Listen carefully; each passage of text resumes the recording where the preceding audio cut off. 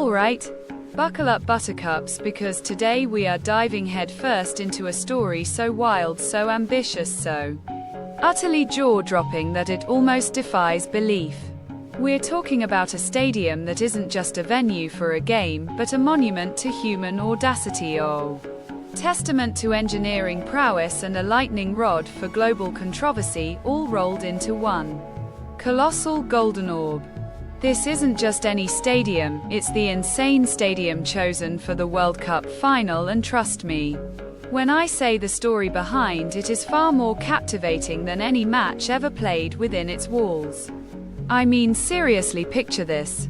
A desert nation, a tiny speck on the global map, decides not just to host the biggest sporting event on Earth, but to build an entire city from scratch just to house its crown jewel stadium. We're talking about Lusail Stadium in Qatar, the epicenter of the 2022 World Cup final, a place that sparked debates about climate, about human rights, about the very soul of sport itself long before a single ball was kicked. This isn't just a building, folks, it's a statement, a challenge, and an architectural marvel that pushes the boundaries of what we thought was even possible. So how did we get here? How did this desert dream become a reality, and what exactly makes this stadium so utterly insane? Well, let's rewind a bit, shall we, to the moment Qatar, somehow against all odds, secured the rights to host the 2022 World Cup. The world collectively gasped. It was a decision that sent shockwaves through the football community, raising immediate questions about the blistering summer heat, the lack of existing infrastructure, and frankly the sheer audacity of it all. But Qatar had a vision that went far beyond just hosting a tournament. They wanted to make a global statement. Their plan wasn't just to build a few stadiums, oh no, that would be far too conventional for them. Instead, they decided to construct an entirely new city, Lusail City, a futuristic metropolis rising from the sand, specifically designed to host the World Cup final, and then evolve into a sustainable urban center. Can you even begin to comprehend the scale of that ambition? It's like deciding to throw a dinner party and then building a brand new mansion, a new neighborhood, and an entire road network just for your guests. It's mind-bogglingly extravagant. The location itself was the first hurdle, a vast expanse of barren desert where temperatures regularly soared past 40 degrees Celsius, making outdoor activity practically impossible for much of the year. This wasn't just about finding a plot of land, it was about fundamentally altering an environment to make it suitable for a global spectacle. They had to bring in infrastructure, water, electricity, roads, everything from the ground up, creating an artificial oasis where none had existed before. It was an engineering feat of biblical proportions. Then came the stadium itself, the magnificent Lusail Stadium, designed to be the jewel in Qatar's World Cup crown. Its design is truly something to behold, a giant golden bowl shimmering under the desert sun, inspired by the intricate patterns of traditional Arab bowls and lanterns. It's not just a stadium, it's a piece of art, a cultural homage that blends modern engineering with ancient aesthetics, creating a visual spectacle that is both futuristic and deeply rooted in local heritage. The sheer audacity of its form factor is captivating. But building such an iconic structure in the middle of a scorching desert presented challenges that would make even the most seasoned engineers scratch their heads. How do you keep 80,000 screaming fans and world-class athletes cool and comfortable when the outside temperature feels like a blast furnace? This wasn't just about air conditioning a few rooms, this was about creating a microclimate within an enormous open-air structure. The solution they came up with was nothing short of revolutionary and incredibly complex. They developed an advanced cooling system that uses a combination of insulation, shaded roofs, and precisely directed air jets to maintain a comfortable temperature inside the stadium. Imagine giant nozzles strategically placed around the seating areas, blowing cool air onto the spectators creating a bubble of comfort in the midst of the desert heat.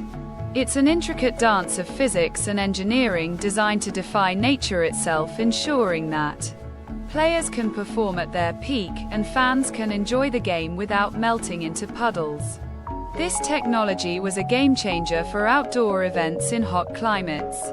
The construction process itself was a logistical marvel involving thousands upon thousands of workers and an immense amount of material shipped from all corners of the globe.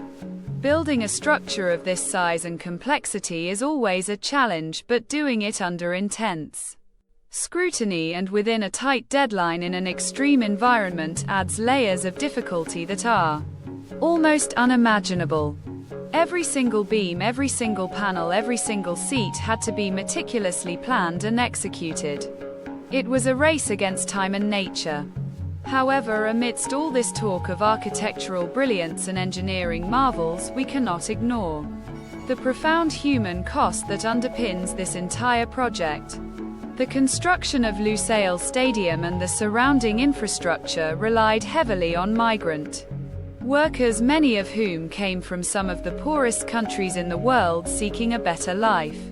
Their stories, their sacrifices, and the conditions they endured became a major point of international contention and criticism. This is where the narrative truly shifts from awe to deep concern. Reports from human rights organizations painted a grim picture detailing allegations of exploitative labor practices, unsafe working conditions, and tragically a significant number of worker deaths. These weren't just abstract numbers, these were individuals with families, dreams, and hopes who left everything behind to contribute to this grand vision. The allegations included withheld wages, passport confiscation, and living conditions that were far below international standards. It cast a dark shadow over the entire World Cup spectacle. Qatar's government and FIFA faced immense pressure to address these issues, with critics calling for greater transparency, better protections for workers, and accountability for those responsible for abuses. While Qatar introduced some labor reforms in response, many argued that these changes came too late and were insufficient to fully rectify the systemic problems. It forced the world to confront the ethical dilemmas of hosting mega events in countries with questionable human rights records. It made us all question the price of progress. And then there's the money trail, the sheer astronomical sums of cash poured into this project. Lusail Stadium alone reportedly cost billions of dollars, and that's just one piece of the puzzle. When you consider the entire Lusail city development and the broader World Cup infrastructure, we're talking about an investment that dwarfs the budgets of many small nations. A financial commitment on a scale that is almost incomprehensible to the average person. It truly makes you wonder about the economics behind such an undertaking. Qatar, a nation rich in natural gas reserves, essentially used its vast wealth to transform its image on the global stage. This isn't just about hosting a football tournament, it's about soft power, about nation branding, about diversifying an economy and projecting an image of modernity and capability. They were willing to spend whatever it took to achieve this goal, to put themselves firmly on the world map as a major player in international affairs. It's a strategic move as much as it is a sporting one. The concept of sports washing became a prominent term during this period, suggesting that the hosting of such a prestigious event could be used to distract from or sanitize a country's human rights record or other controversial policies. Whether you agree with that assessment or not, the sheer financial might behind Qatar's World Cup bid and its execution is undeniable. It showcases a level of economic power that few nations possess and fewer still are willing to deploy in such a concentrated manner for a single event. Fast forward to the World Cup final itself, a moment of global anticipation where Argentina faced off against France in a match that would go down in history as one of the greatest ever played. Lusail Stadium, bathed in the glow of the floodlights, became the stage for this epic showdown, a fitting backdrop for such a dramatic sporting event. The atmosphere inside the stadium was electric, a cacophony of cheers, chants and gasps as the drama unfolded on the pitch. It was the culmination of years of planning and billions of dollars. For those lucky enough to be there, the experience was undoubtedly unforgettable, a blend of cutting-edge technology and raw sporting passion. The cooling system worked its magic, the acoustics amplified every roar, and the sheer scale of the occasion was palpable. It was a moment where all the controversies, all the debates, all the astronomical costs seemed to fade into the background, if only for a few hours, as the world united to watch a football match. The spectacle was truly breathtaking. But what happens after the final whistle blows, after the confetti settles and the world's attention moves on? This is another layer of the Lusail Stadium's insanity, its post-World Cup legacy plan. Unlike many mega stadiums that become white elephants after the event, Lusail Stadium is designed to be partially deconstructed and repurposed.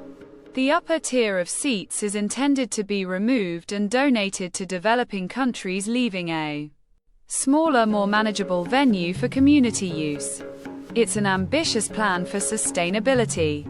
The idea is to transform the stadium into a community hub, with schools, shops, clinics, and even affordable housing filling the space where thousands of fans once cheered. This concept of modular design and repurposing is certainly innovative, aiming to avoid the common pitfall of massive venues falling into disuse. However, the practicalities and long-term success of such a radical transformation remain to be seen. It's a grand experiment in sustainable urban development. The debate over Lusail Stadium and the entire Qatar World Cup experience continues to this day.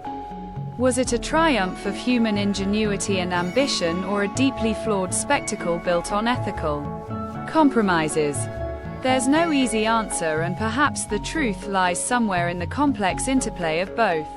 It's a testament to what vast resources and unwavering determination can achieve, but also a stark reminder of the responsibilities that come with such power. It forces us to examine our values as a global society. So there you have it, folks, the insane story of Lusail Stadium, the epicenter of the World Cup final. A place that truly pushes the boundaries of what we thought was possible. From its impossible desert location to its groundbreaking cooling technology, from the profound human cost of its construction to its ambitious post-tournament legacy, this stadium is a microcosm of modern ambition and its complex consequences. It's a place that will forever be etched in the annals of sporting history, not just for the games it hosted, but for the incredible story behind its very existence. I mean, seriously, when you look at it from every angle, it's just mind-blowing, isn't it?